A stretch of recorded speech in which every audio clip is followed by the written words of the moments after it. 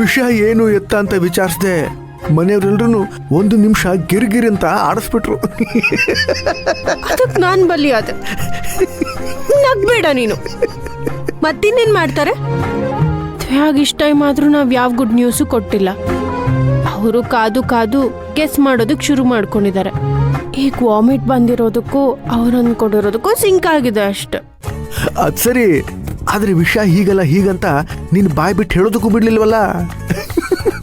ನೀನ್ ಮಾತಾಡೋದಕ್ಕಿಂತ ಮುಂಚೆನೆ ನಿನ್ ಬಾಯಿಗೆ ಸಕ್ಕರೆ ಹಾಕ್ಬಿಟ್ರು. ನಿನ್ ಫಜಿತಿ ನನ್ ಕೈಲಿ ನೋಡೋಕ್ ಆಗ್ತಿರ್ಲಿಲ್ಲ. ನಗ್ಬೇಡ. ನಾನಲ್ಲಿ ಇರಿಟೇಟ್ ಆಗಿ ಏನ್ ಹೇಳೋದು ಅಂತ ತಡ್ಪಡಿಸ್ತಿದ್ರೆ ನೀನ್ ಮಜಾ ತಗೋತೀನಿ. ಇನ್ ಏನ್ ಮಾಡೋದ್ ಸುಬ್ಬಿ, ಅವ್ರ ಖುಷಿಲಿ ನಮಗೂ ಮಾತಾಡೋಕ್ ಬಿಡದೆ ತಲೆಗೊಂದು ಹೇಳ್ತಾನೆ ಇದ್ರು. ನಮ್ಮಮ್ಮ ಒಂದ್ ವೇಳೆ ಬರದೇ ಇದ್ದಿದ್ರೆ ಈ ವಿಷಯನ ಸೀಮಂತ ನಾಮಕರಣದವರೆಗೂ ತಗೊಂಡು ಹೋಗ್ಬಿಟ್ಟಿರೋರು.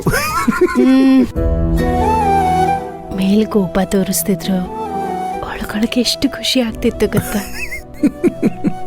ನಿಜ ಹೇಳ, ನಂಗೂ ಯಾವಾಗ ಮಾವಿನಕಾಯಿ ತಿಂತೀನೋ ಅನ್ನಿಸ್ತದೆ. ಸೀಮಂತದ ಕಾರ್ಯಕ್ರಮ ನೆನ್ಸ್ಕೊಂಡ್ರೆ ಮನ್ಸು ತುಂಬಾ ಖುಷಿ ಆಗ್ತದೆ. 16 ಜನ ಮುತ್ತೈದೆರು,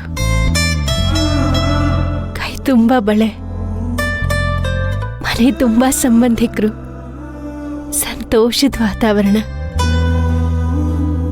ಎಲ್ರೂ ಸೇರಿ ನನ್ನ ನೋಡಿ ತುಂಬಿಸ್ತಾ ಇದ್ರೆ ನೀನ್ ನಾಚ್ಕೋತಿರೋದನ್ನ ನಾನ್ ಕದ್ದು ನೋಡ್ಬೇಕು.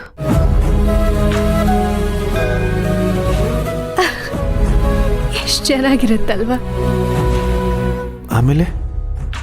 ಆಮೇಲೆ ನಮ್ ಸಾಂಪ್ರದಾಯಿಕ ಉಡುಗೆನಲ್ಲಿ ಇಡೀ ಕುಟುಂಬದ ಜೊತೆ ಫೋಟೋ ತೆಗೆಸ್ಕೋಬೇಕು. ಬಯಕೆ ನೆಪದಲ್ಲಿ ನಿನ್ ಜೊತೆ ನಾನೆಲ್ಲಾದ್ರೂ ದೂರ ಹೋಗಿ 1 ತಿಂಗಳು ಕಳಿಬೇಕು.